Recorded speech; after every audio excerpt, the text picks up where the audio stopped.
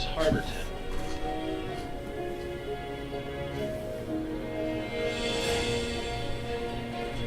Harbor Town is an all-new series from Miniature Building Authority, the leader in tabletop gaming scenery. Unique, flexible, and playable, Harbor Town will take your games to a different destination.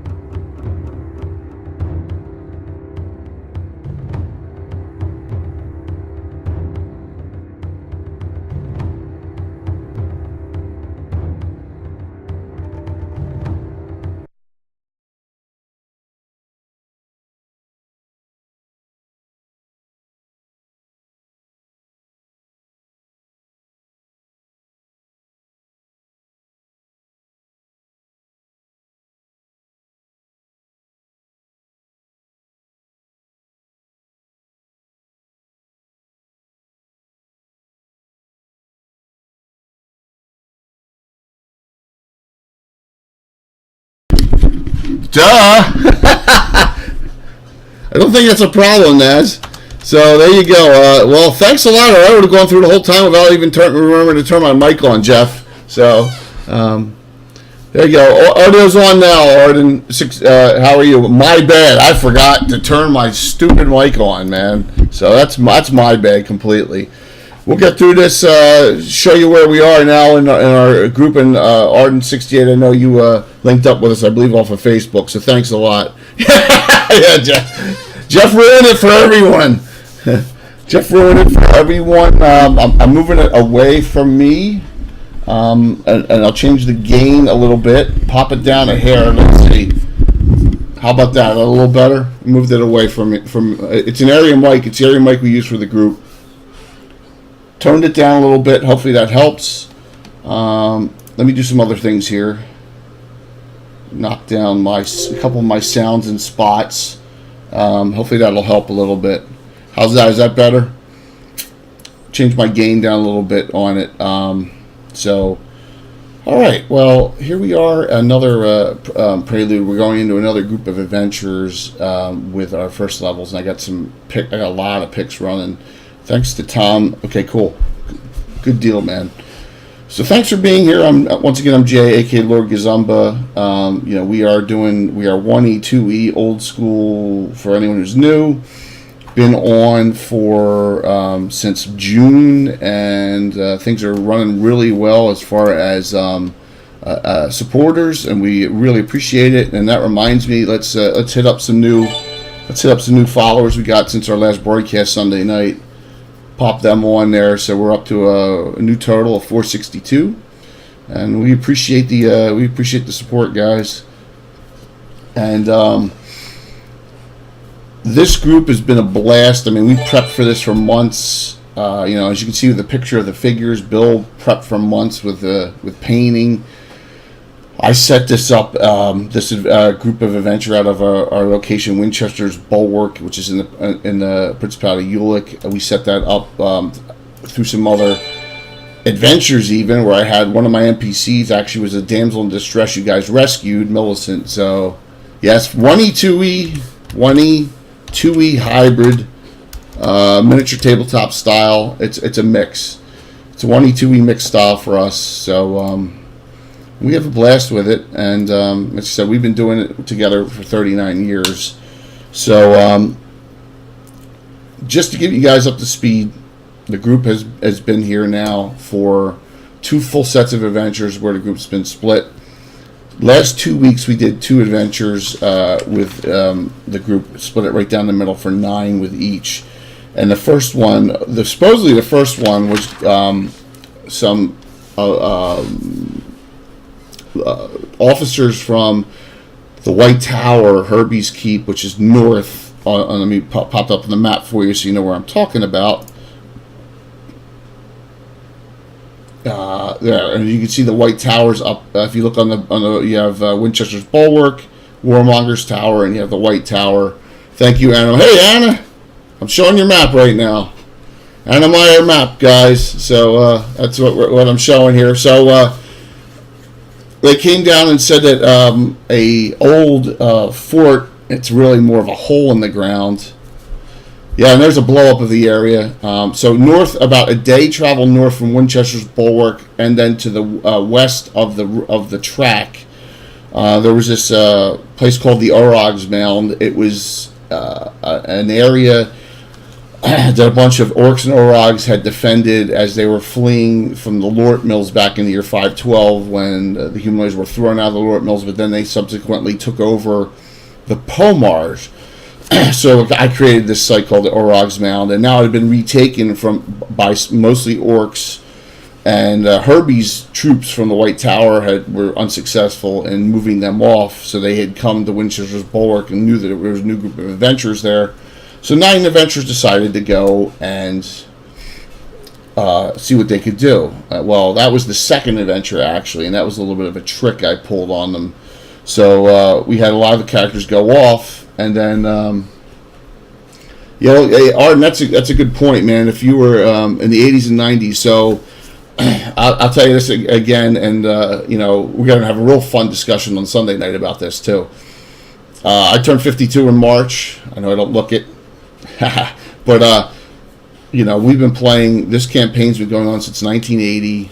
When I was 13 years old. We've been running the same. I've been with a lot of the same friends and same adventures and groups, and we are the old school streamer on the way on Twitch here. I mean, there's not many of us. There's a couple Pathfinder streamers. Okay, we're right there on age, man. We're right there.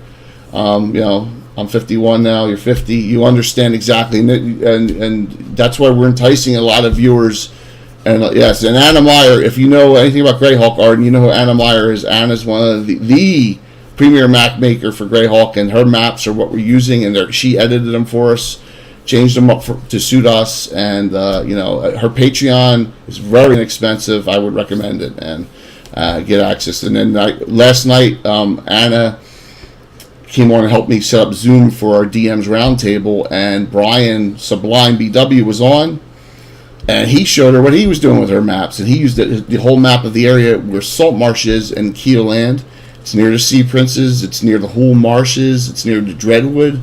And he had that area where he's going to do his Greyhawk campaign all in the background. It was cool looking. So, like I said, Arden68, you may want to look at talking to Anna, and her page. It's $5 a month. That's it. So it's a great investment, and it's the only one I do. And I'm proud to say that, and but it's worth every penny. And Anna's going to do some stuff with us after GaryCon. We're going to start doing some really cool things. So and plus we're going to have a real fun discussion, and we'll talk about it at the end of the night on Sunday evening on our Gavin show. It's going to be epic because I got some good news for everyone, really good news.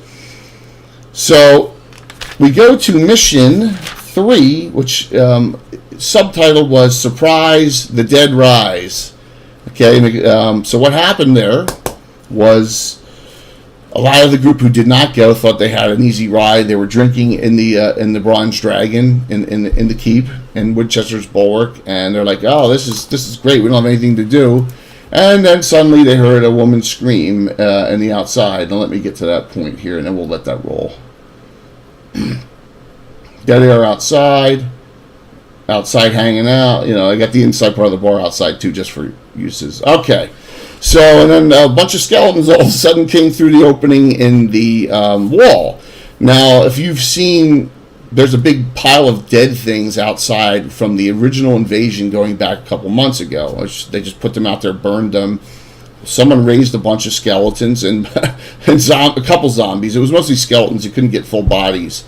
And it started coming in through the keep, and that was a fun fight. We had Walt. That's a good picture right there, showing them all coming through. Walt had two of his characters, the brother and sister, Darius and Cordelia McManus.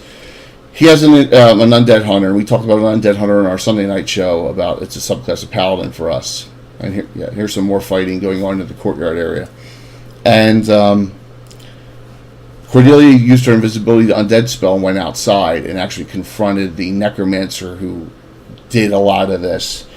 Took him on one-on-one, and for the time being, he had two giant toads that he reanimated using the animate dead animal spell, and then he animated a dead alligator as well.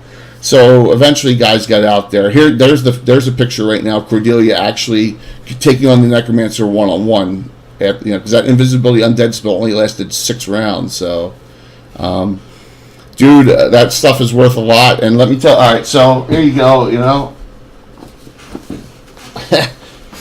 Old school. Yep. More old school, as you can see. There's the Greyhawk Adventures and stuff. I'm using them for reference here. I understand. You wish you kept them. It's like, but you know what? The great thing now is PDFs are available. Drive-through RPG, really cheap. So if you need something, if you need a reference or things, or I give out bits and pieces of like class references or like articles on our Gavin shows. So if you go back and you want to see an old episode and there's something you need. So hey Jeff. There's something you need, Arden, you can always ask me, man, and I'd be more than happy to assist you with some files here and there in some of our classes and things like that. I have no problem doing that. for you. So they were successful in fending off waves of skeletons. It was like 16 skeletons, 3 zombies, the necromancer, the croc zombie. It was nasty for low-level characters, and 4 of them got put in the negatives. No one died. Didn't need to be raised, but 4 characters got put in the negatives, and that ended that mission. And then we went the next week, which was last week. We went off to mission 4, Assault on Orog's Mound, and that's the pictures you see right now. So, Arthur Kane. All right, so Arthur Kane had bad binding, had more errors than I've ever seen in a book they put out. And it was good, and we appreciated the things they put in it, but I talk to them about this all the time. I can't stand the Cavalier in there. We go with the Dragon 72 magazine Cavalier instead, the one that Gary Gygax originally published. That's what we go with. I'm getting to the Orog's Mound here. That's the one. Okay, so here's the Assault on Orog's Mound. Now, it's out in front, and you see the keep in the background because of space limitations, guys. So, but this group... They found this sergeant was running the group left. Their lieutenant had died from Herbie's Tower, from the White Tower, and they found this incompetent sergeant, Georgie Kuster. So it fell apart like crazy, and it was insane. And I think you gotta wait till like the 3rd printing to get a good one. So we had like 8 of them. They're like in pieces all over the place. A couple of his subordinates really were like, this guy's incompetent, trying. So it eventually went where he was trying to get you guys to charge up the hill, and the NPC, my NPC Kendra, knocked him out. The bounty hunter knocked him unconscious, tied him up, and like, this guy's an idiot. So, well, Arden, you find out what dragons you have and let me know. I'm looking for a couple of them still. I'm looking for like 2, 3, and 5, I think. So. Let me know, man, if you have those that old. But some of them are, not priceless, but they're great to have. They're just great to have as a reference. I do have a dungeon number 1, so that's pretty cool. You also found out there were members alive on the hill they couldn't get to. So what they wanted you to do was see who you could save. So as they're going up to the top of the hill, and you can see this is another great Bill creation. I call him Bill the Master Crafter, fabricated piece that he has made for a winter scene, and all the trees he made. He took cheap trees from Michael's and all those craft places and frocked them all up. And there was no cave entrance on the top, and he had that little piece up top, with the little mini Stonehenge. I asked him last second to build me the cavern piece, and he did it. He did it in like 2 days. So I was able to put that on top of this hill and use it. And like I said, and you can see in the background there's like a cover of the underground part. Now for some reason we didn't get any pictures of that in the underground area. There's a nice picture of the entrance that he built up with all the icicles hanging from it. And he does fantastic work. So it's great to have that kind of asset. That's all I'll say. I know he's out with his father-in-law tonight. Hey, no problem. It's his father-in-law's birthday, so a couple of my guys could not be on tonight, and that's okay. But we're gonna have a game tomorrow night. So they made it to the top of this. They got inside. They killed the orcs. They did pretty well. 30's still good, man. 30. I think 39 is the Andy Paladin article. That's the one you want. It's 39. Then onward from 39 are real good ones. The Improved Monk, Duelist, Archer are all in there between 30 and 70, and those are the ones you want. That's when they really got good with what they put into their thought process. And Leonard Lekofka, we talk about this all the time, and I'll mention it again. Leonard Lekofka has some great articles, and the Archer, the Deathmaster, setting traps for thieves, and we utilize all of it. And Leonard's always on Facebook, so you can get in touch with Leonard Lekofka if you need to or want to. And as Anna said, if anyone has a shot at getting him on a talk show, it's me now. I'm trying. I've thrown it out there a couple times, but we're in the process of, maybe one day I'll have Leonard on here. I'd love that. That would be fantastic. So They fought Voog the Orog, Mick the Nutbuster, who was like this weird, like, almost like an Agrillin type, a shaman, and a couple other pets. Yes, it would be awesome, man, if we get Leonard on. It would be awesome. And I'd make sure you'd sit in, too, and be the person of reason. He had two weasel pets. They weren't giant weasels. So it was a tough fight, and a lot of people went down. The Voog like took down a character around almost. Once again, there was a lot of people severely injured, put in the negatives, but no one was actually dead. So no one died on this once again, and that was very fortunate. But they did find a really unique item. They found the medallion of the Dwarven Prince, and this goes back to our lore, which really diverged off of lore from the Ashes or whatever. Back in the day, that we had that the prince's son was killed years ago in a battle, and it's on the map. All right, so this battle site, and Anna put it on there for us. This battle site here, right there, Winchester's Bulwark. That battle site is we placed. That is it was called the battle site of the decapitated dwarf prince. He couldn't fit all that on there, but that's where he was killed, and supposedly this is his items got all spread out, and who knows why stuff reappears, but you got a medallion of the dwarf prince. Gives you some spells. Now these are all Hangedin specialty pre-spells, so a lot of people may not know what they do. Dwarven Zeal, it's kind of like a super bless for doors. Silver Beard, it gives you it's almost like a bark skin for doors, but it turns your beard over time silver and gives you gives you a plus to armor class. And Ignore Light Wounds, which I think it's if you take 3 hit points or less damage from a hit, you take no damage from a spell, and it does that once per day. And so Zoriana, the only dwarf who can use it, get most of the best of it ability wise, in the hands of a dwarf. She got that item along with some other magic items that the whole group got. We finally got someone in a suit of plate mail, a couple of magic warhammer, stuff like that. So that's where we are as far as adventures go. Some high level characters that we have met so far. I'll go through them real quick. So Andrea Winchester, whose keep it is. Marion Winchester, a cousin.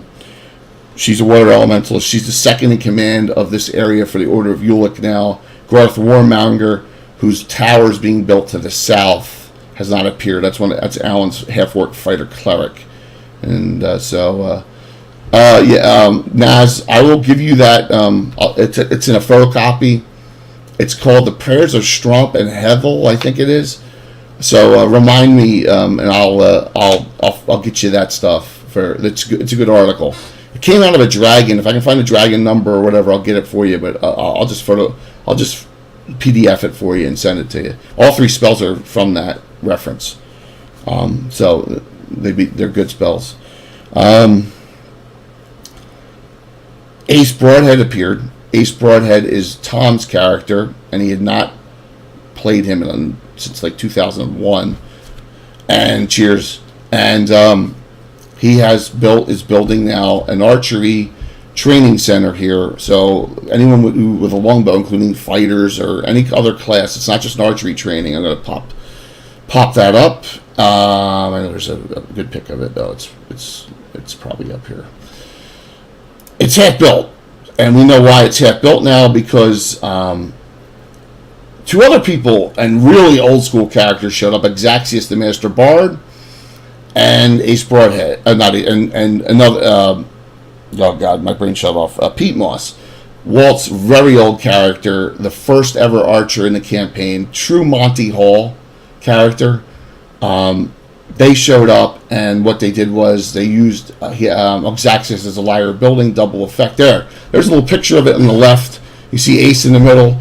Bill has already built the tower in its entirety, but that's all they could get with the man hours, and then they took off because they're very transient characters. So there's another real good picture of it. So that keep Bill built, and the upper part is built already, but it's not built in the game yet, so that's why it's not out. So that was done by them. You've run into Arden the Vanquisher again. Arden's a dwarf. He's one of this is a funny one. He's one of Mark's characters, but he's a Prince of Ulick lackey, and he came in because he was on the defense of this keep when it happened, when we played that in September, saying the prince is, Prince is going to retake all these lands from the Order of Ulick one day, and, bragging all that, and it's kind of funny, but, just to have a player character play a character like that, it's kind of comical. Temporal showed up, and that's another one of Mark's, and we needed her because we had no one to do healing. She's a fighter cleric. She runs the Selenian area for the Order of Ulick, and so and she was on that same adventure as well, defense of this keep. She flew down her broom of flying, and she's now raising lieutenant that got killed in the keep and doing some death's doors and stuff because they really need it, because they really got some problems right now with that. So she's here because I was like, oh my gosh, we have no major healer, so he's brought her down for the time being. Some other characters that are brand new characters introduced to the campaign. You've had this mage, Zoe Van Doren, show up twice. Don't know anything about her, but she's very arrogant and very just condescending. Bright red hair. Takes off, stays one night, then takes off. And then on Anna's characters, yes, Rocks, I will send that stuff to you too, man. Okay? What I'll do is I'll get that book for Sunday night, or I'll show it to you guys if you guys are on the broadcast tomorrow night. I'll show you the article. It may have a reference to what dragon it's in, and we can do something for it. Okay. Oh, I owe you the Undead Hunter, and I owe you the Inquisitor still too, Rock. Sorry about that. So she disappears, and then Anna's character, which Anna made up herself, Anna Meyer, for her campaign, and gave me permission to use, Zestra, who's actually, and I'll tell you guys, is a half sister to Iaz, right? And Alan figured that out because she had the six-fingered hand symbol on one of her necklaces, and she's tracking this Zoe, and you guys don't know why. No one knows why, and so she's off for some purpose trying to hunt down this Zoe Van Doren. And I'm gonna have fun with that character for years to come, Anna. So can't wait. And then another. Hey, Geek Dice, I know you're.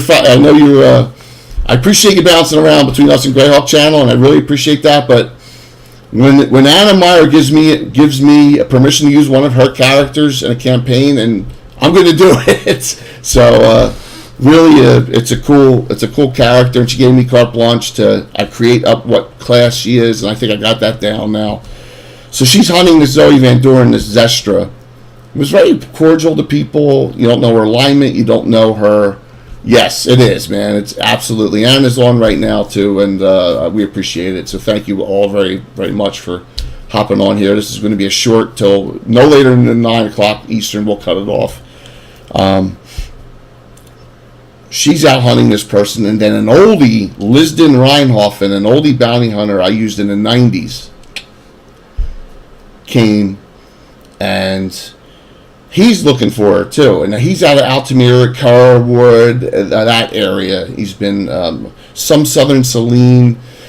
He's been my thorn in the side, annoying my NPC that I used to annoy some of the older players. Not the guys who are playing now, but other groups of guys. He was that character I used, but he's hunting her too, and so no one knows what's going on. It's like they're running around in circles trying to find this Zoe Van Doren character. So who knows? Maybe she's going to show up again. You never know. Valerie the Stalwart. She came from Elrid. She actually fled being captured there and being forced into servitude, guardianship from Davis the Reaver and Pyera and all those slavers that are there.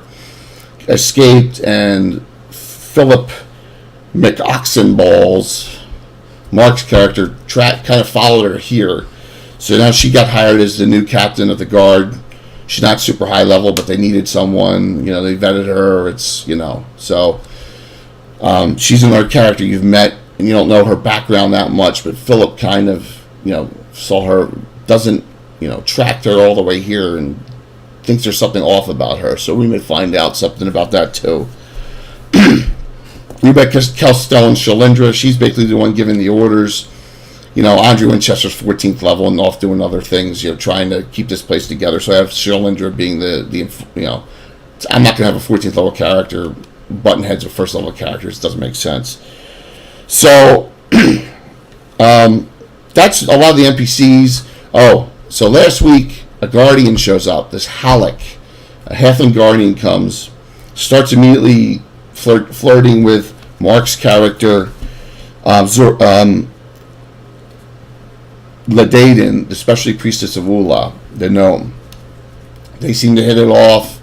He hangs out with her for a bit and then leaves. And said he was, he's the guardian for an area to the west, a halfling community, mainly the halfling community, which is called Salty Bogs. Okay, hey, all right, I make some funny names up sometimes. Well, this week as we start in with the new group, I got some pictures up already. Let me forward to those, and these are the rest of the pictures for. That's a great picture that Tom took. Great picture on top of the hill of Rancic Thorn. Great picture. Okay. So I have these Hobbit hole things. I have to use them. So yeah, maybe rocks. So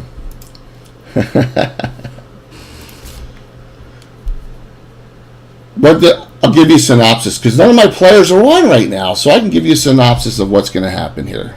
Yeah, it was grateful.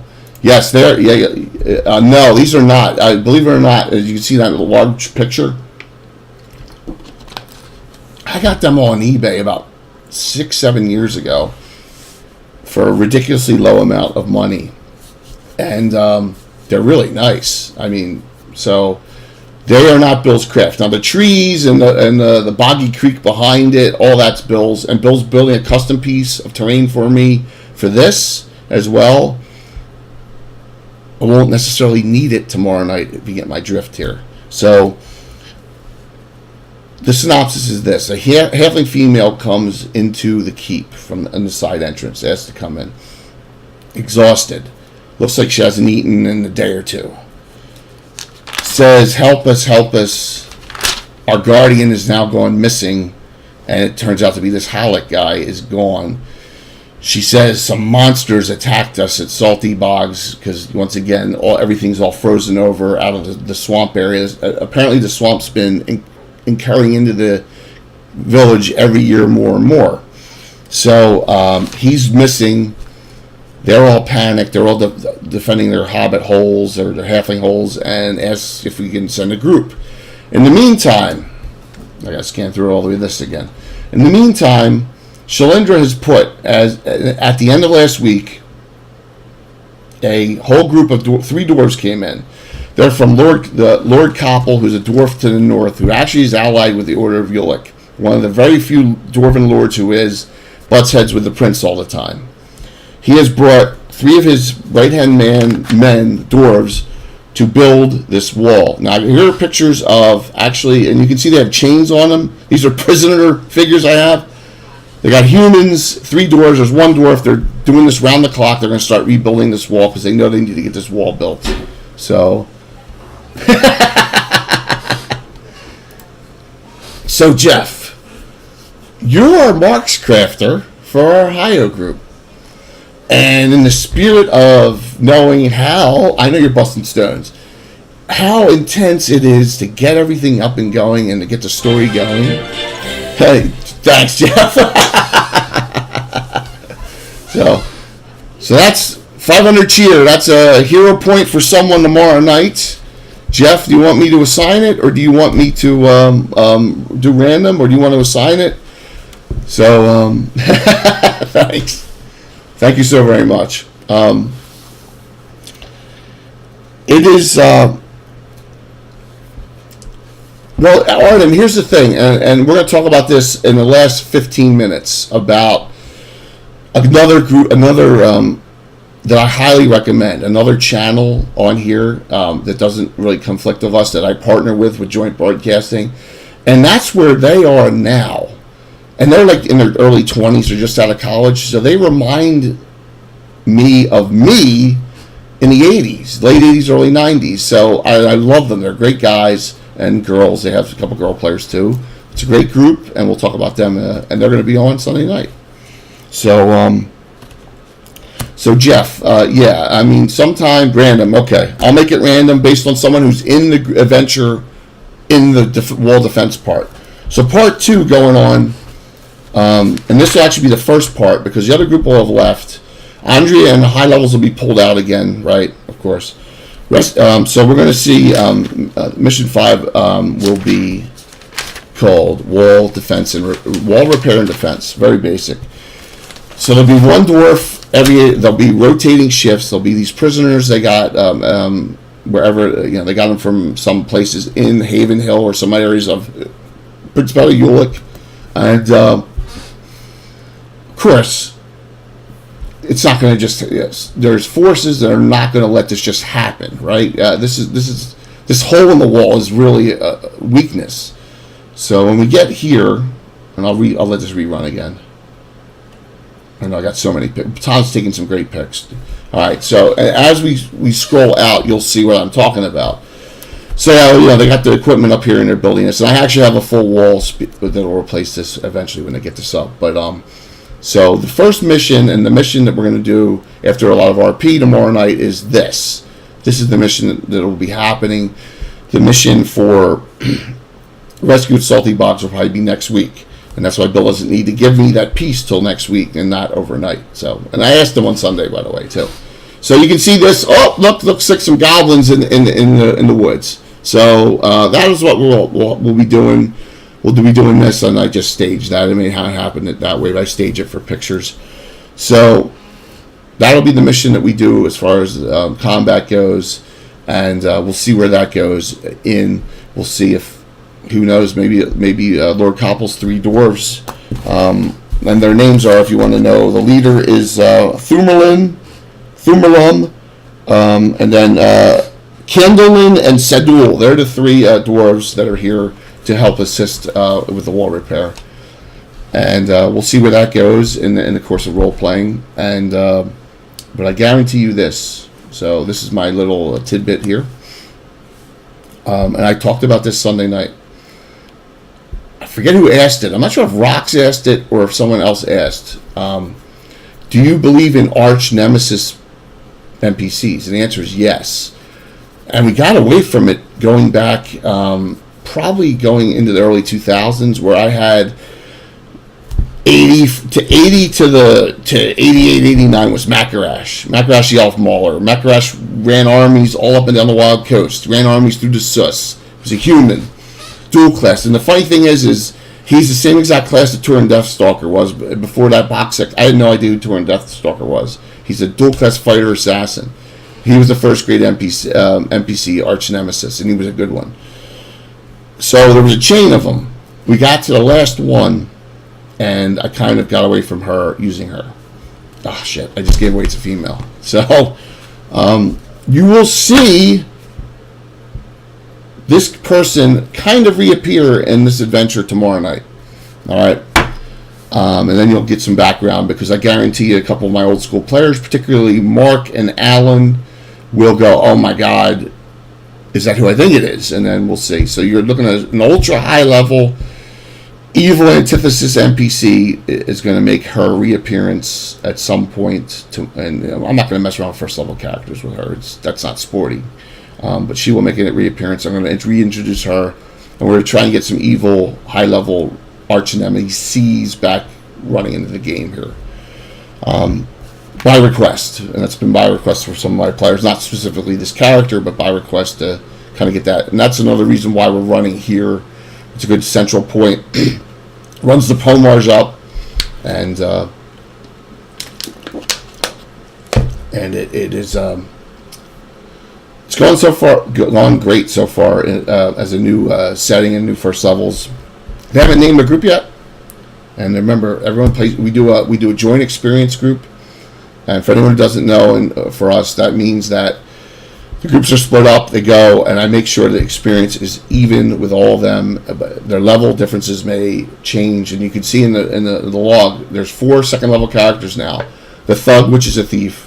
and 3 specialty priests straight have all hit second level. And after the next 2 weeks, we'll probably have a lot more second levels. Probably only the multi-classers and maybe the Undead Hunter will be the only ones that aren't second level.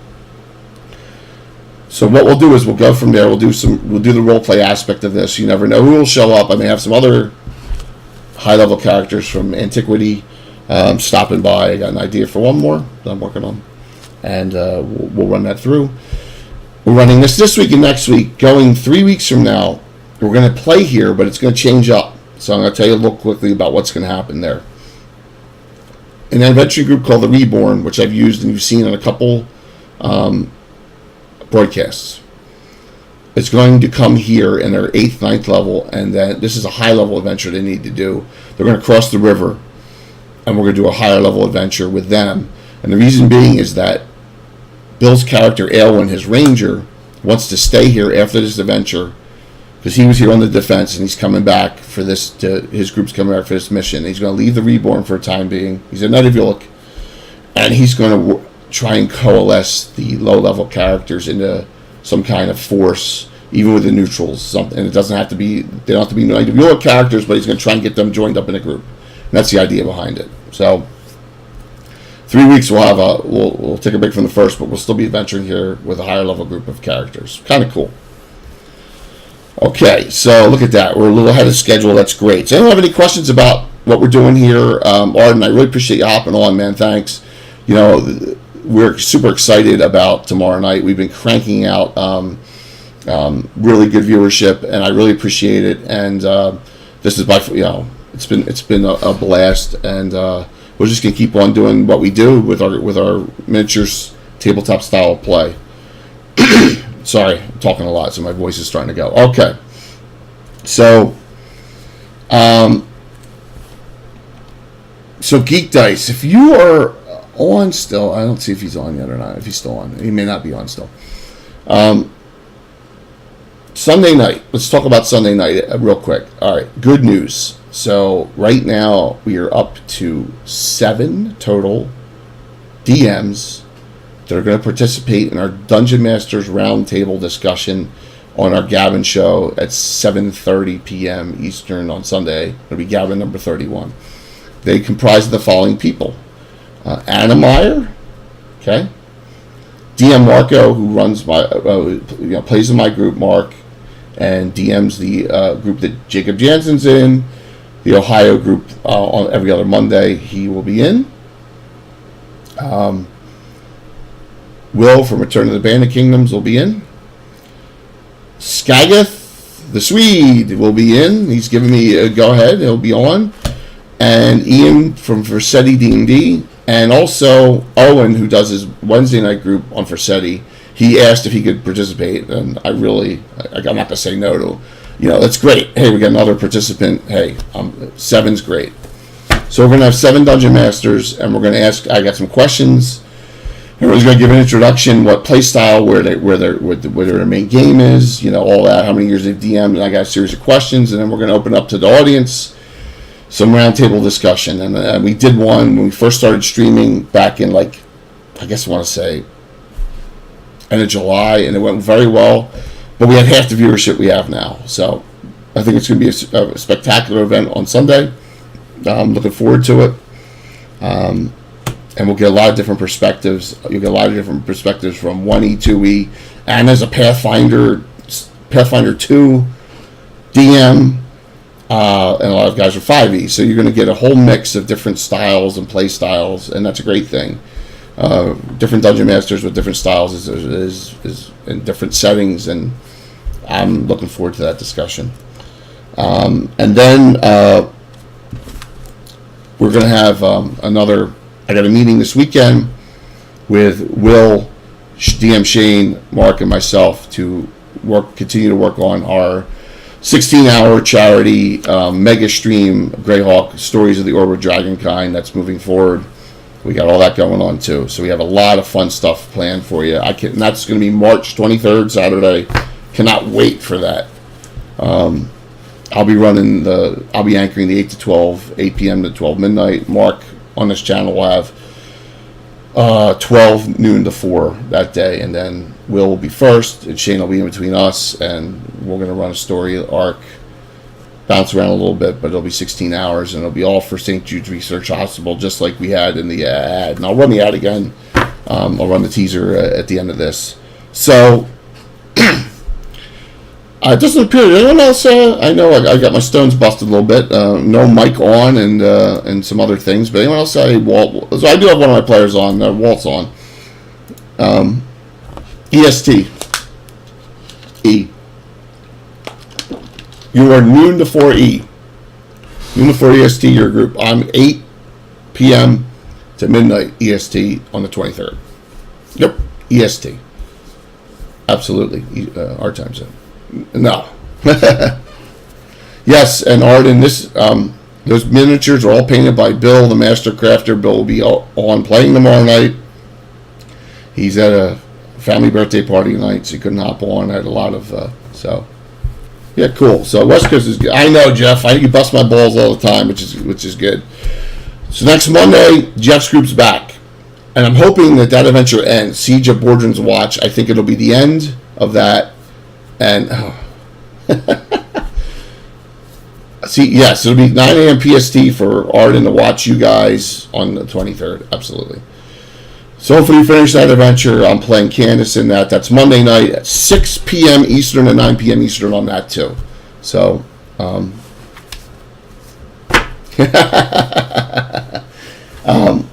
hey, it'll get done. It'll get done. But you guys got to work on your Shieldlanders too for the 23rd. So we're gonna end like 10, 15 minutes early. If anyone else has any other questions, I wanted to get this out, tell you what we're doing, give you some tidbits, give you some teasers for tomorrow. But it'll be another fight. This fight will be at the wall. This will be a defense of it. I think it'll be fun. You're going to see some more people running through this keep. You're going to run into a high-level NPC nemesis from 25, 30 years ago. Okay, that'll be cool. That I'm dusting off and going to be using down the road. So that's an exciting prospect as well. And one last thing. Okay, so Ace Broadhead has come here and has set up a training facility for the archers. Gil-galad, Walt's character, the dual-class paladin mage who fought as well here in the defense back in September. They're both humans and they're both age actual of 60. Actually, their actual's higher. They're lowered because of potions of longevity. So they're going into old age, so they're doing what they can to assist in the Order of Ulick here.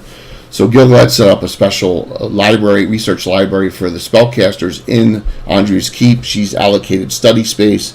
So what I've done is I set up some special rules to anyone who's taking advantage of this training there's some bonuses to it, and there's some penalties that some time and some money. So the first one that has gone off is Ace's training. You can't do both. So Tom the Younger is a fighter mage who uses longbow. He's got to choose if he wants to do longbow training or the mage training. So I got the list of the roster who's doing that beyond the normal boarding. So the first special effect is for first level and on with Ace's training. Anyone who's under his tutelage, they get a +1 to their hit point roll when they level up, subject to the maximum. That's the first benefit at first level. Just want to throw that out there. And I have a whole bunch of other things coming. So if their maximum and the die rolls 8 and they roll 7, it's still an 8. But if they roll an 8, it's still an 8. Yes. So, and there's some special things. I will bring these out as the campaign goes, as the training goes. I've gotten with Tom on his character, and I've gotten a little bit with Walt on what the training effects are going to be. Normally you just go and train and you don't see the effects of it. Because we have special things set up here, I wanted to try this out, and it's working well. So, Ace has 7 characters signed up. A couple of them are NPCs. A couple of them are from the Pain at Range group. But he's got 7 characters total signed up, and Gil-galad has 4. All 4 spellcasters in this unnamed group are signed up here as well. So I wanted to tell you about that too. It's another thing. I kind of tweaked it a little bit and added some things to give it a little flavor instead of just normal training, you know. So, but that's one of the other things we're doing in this. So, back out to you for a 1E, 2E old school. I'd like to say thanks, as always. This has been by far my most successful Prelude update show I've ever done. Thank you so very much. We're going to keep this rolling. Tomorrow night, 7:30 Eastern to around 11:30 Eastern. We'll do 4 hours of good gaming. So we got a full packed whole weekend going into Monday with Thursday night, Sunday night for the DM's Roundtable, and then Monday right into Marks. So we got 3 things going over the course of a certain amount of time. I'm excited about it, and please tune in tomorrow night, and also tune in for Sunday night's DM's Roundtable, 7:30 p.m. Eastern for both. There's no football on this Sunday, so we're not competing against that. So thanks, Santa. All right, well, I'm going to hang it up here. I'm going to go. I'll show the NBA screen. I'm going to do the ad first, the teaser vid for our mega stream. Just remember this: doesn't matter what edition you play. If you play Greyhawk, the other Twitch channel. Okay, I have 15 channels I follow. Forseti D&D is on my list of 15. Anna's there. Jacob Jansen's there for painting. Skygith is there. He's good too for Sweet, but Forseti D&D, they're youngsters, and Ian is a great storyteller. And like I said, he's going to be on Sunday night. I got all the logos up on the Twitch screen as well for Sunday. Skygith still needs to get his, but yeah, that's Forseti. And like I said, they remind me of us when we played back in the day, and they play with what they have, and they do a good job with it. They have some building some figures, and they had a big mat out, and when they use it, and they're very good at playing, their style of 5e. So, check them out too. Their next broadcast is Friday night. Friday night, I think 7 or 7:30. So that's a 3-hour difference for us. But like I said, I recommend them highly because they recommend us highly. I broadcast his channel, he broadcasts mine. So that's good. Thanks a lot, guys. I'll see you all tomorrow night, 7:30. Have a good one. Let me just make sure I press the right button here. I did.